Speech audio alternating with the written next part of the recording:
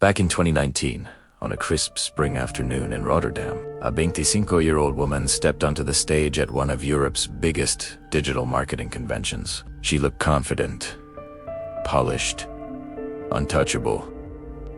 And then she said the kind of thing that sounds harmless in your own head, but explosive out loud. She talked about growth, about heritage, about winning, about how exciting it felt to be part of a family legacy that printed money year after year. She even joked about wanting a yacht one day like it was cute, like it was normal. For a few seconds, the crowd chuckled.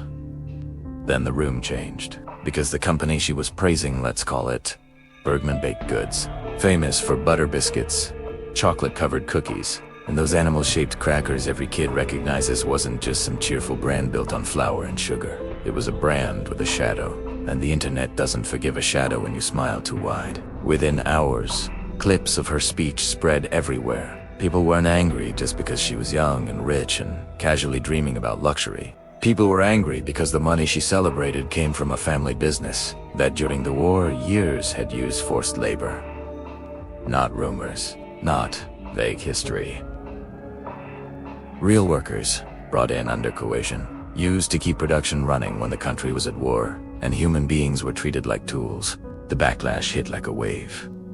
And the worst part, instead of taking the criticism quietly, she pushed back. She gave an interview to a tabloid, trying to swat the controversy away like a fly. She said the labor abuses were before her time. She claimed the workers were treated fine.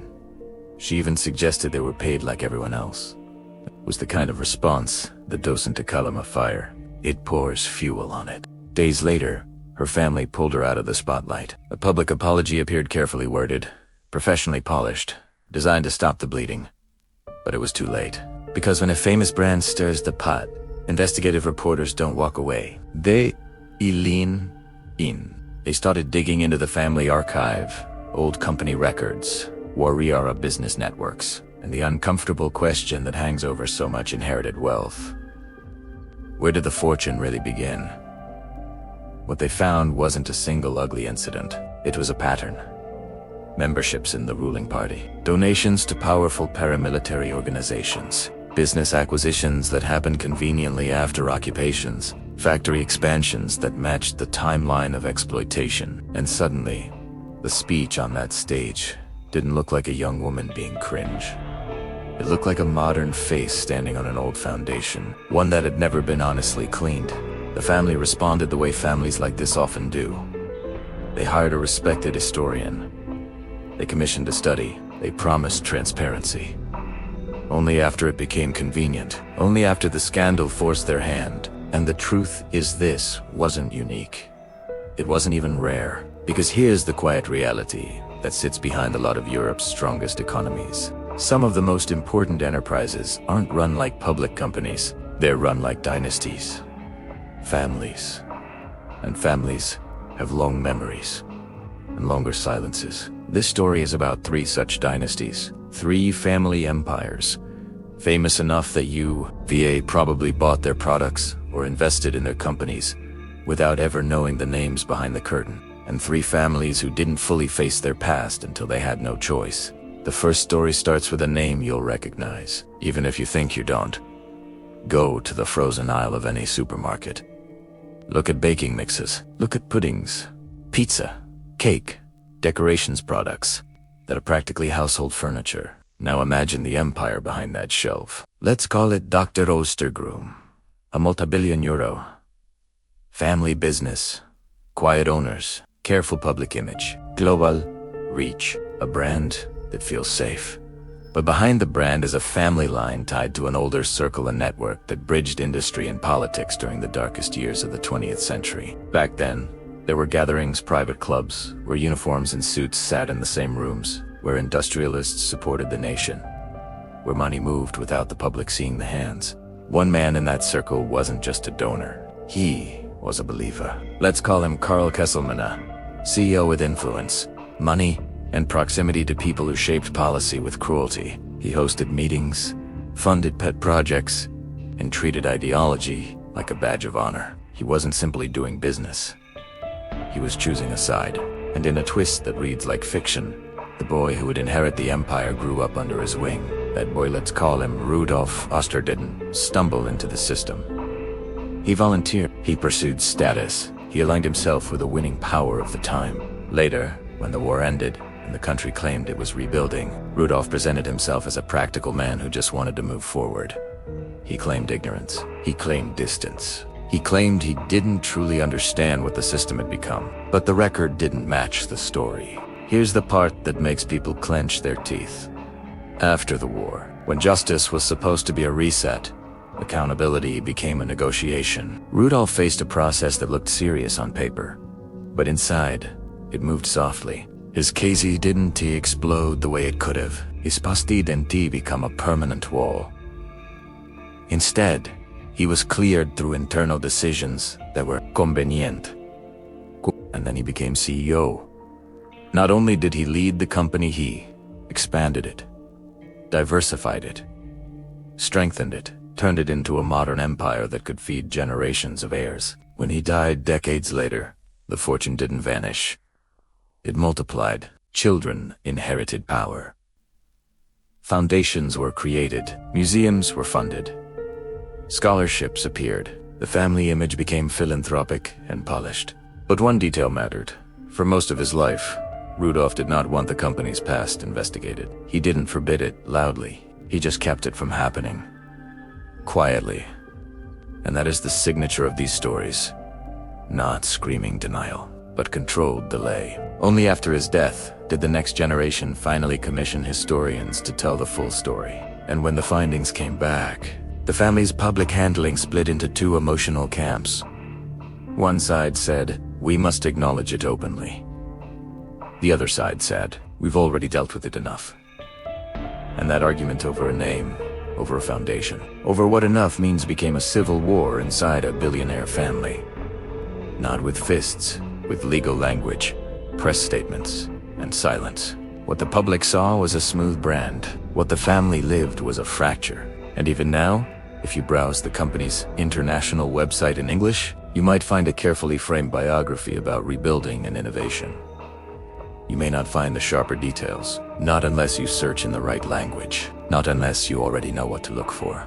The second dynasty isn't built on cookies. It's built on money. Old money. The kind of wealth that doesn't need Instagram, doesn't need interviews, doesn't need recognition. It simply exists like a mountain you only notice when it blocks your sun. In 2017, 3 people met for dinner outside a wealthy district near Salzburg.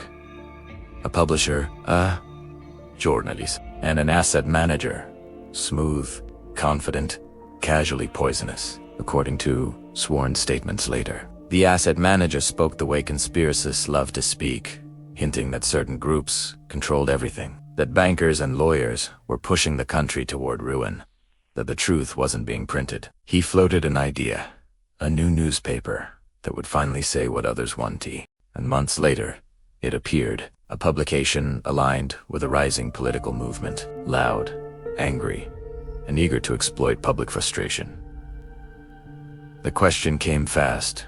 What funded it? Because media isn't free, especially not modern media, and the funding trail led toward a man who avoided public exposure like it was a disease. Let's call him August von Falk Jr., a billionaire who spent most of his life outside his homeland, drawn to places where taxes were lower and questions were fewer. His family's legacy stretched back through banking, insurance, real estate institutions that feel clean when you look at the buildings, but dirty when you read old ledgers. His father, August von Falk Sr., had been among the wealthy elite who met rising political power in private hotels long before the world understood what was coming. He wasn't forced into that room.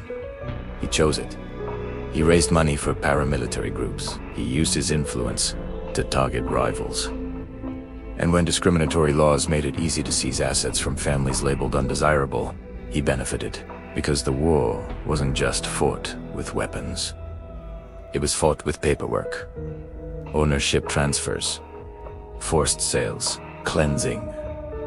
A profession, removing competitors under the mask of legality. After the war, he did what many powerful collaborators did.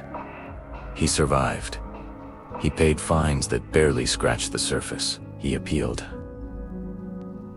He delayed. He negotiated his way out of consequence, and by the time the world moved on, he had secured his fortunes so deeply that his descendants could live like ghosts rich, unseen, untouched. When the younger August died in the 2020s, estimates of the family fortune hovered around several billions, and yet try to find meaningful acknowledgement of where the wealth came from. You won't find much, because silence is a strategy. And for some dynasties, silence is the most profitable product they've ever made. The third dynasty is the one people accidentally support without thinking, because it's tied to a brand that symbolizes engineering, prestige, and modern success. Let's call it Bavaria Motor Works, a company whose vehicles fill highways and dreams.